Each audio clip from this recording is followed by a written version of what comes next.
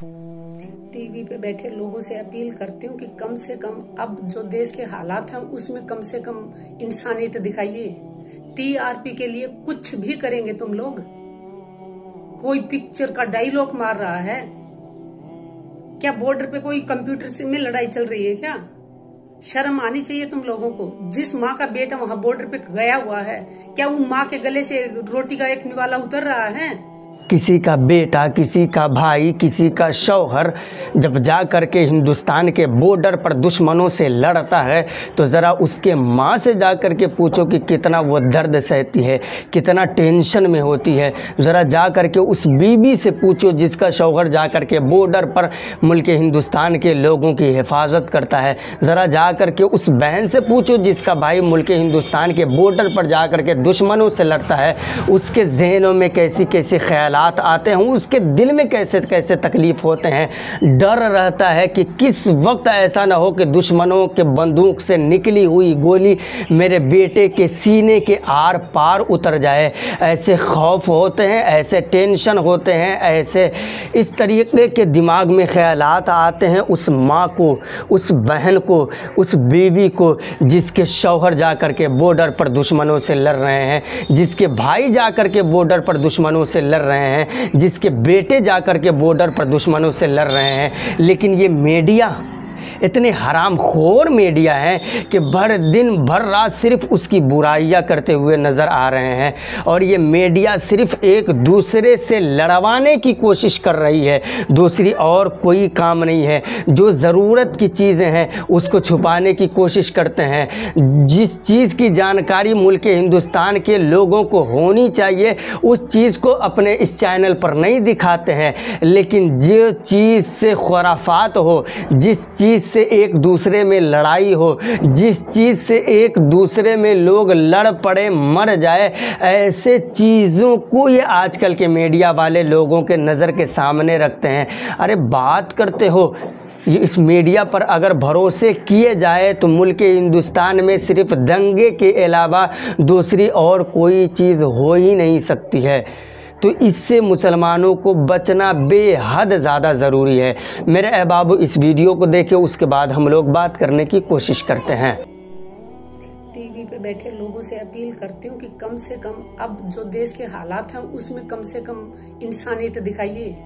TRP के लिए कुछ भी करेंगे तुम लोग। कोई पिक्चर का डायलॉग मार रहा है क्या? बॉर्डर पे कोई कंप्यूटर से में लड़ाई चल रही है क्या?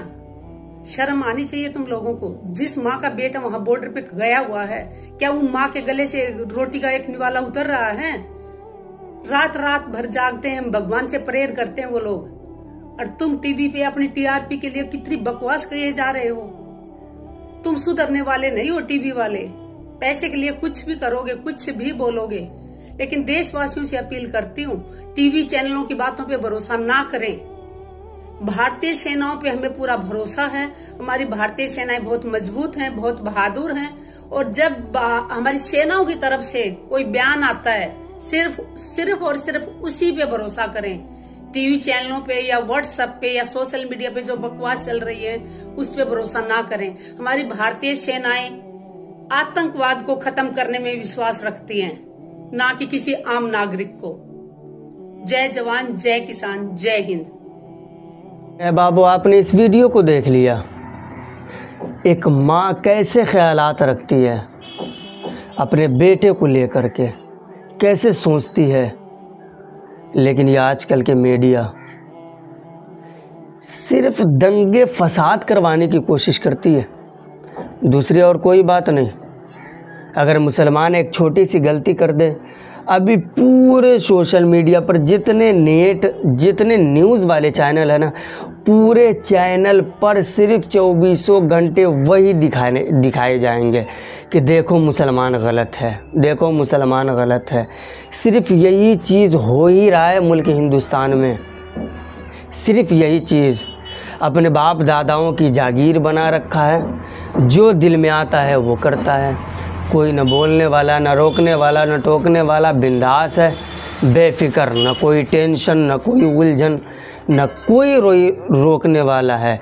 और लोग भी चंद ऐसे हैं जो सिर्फ न्यूज़ पर ही भरोसा करते हैं।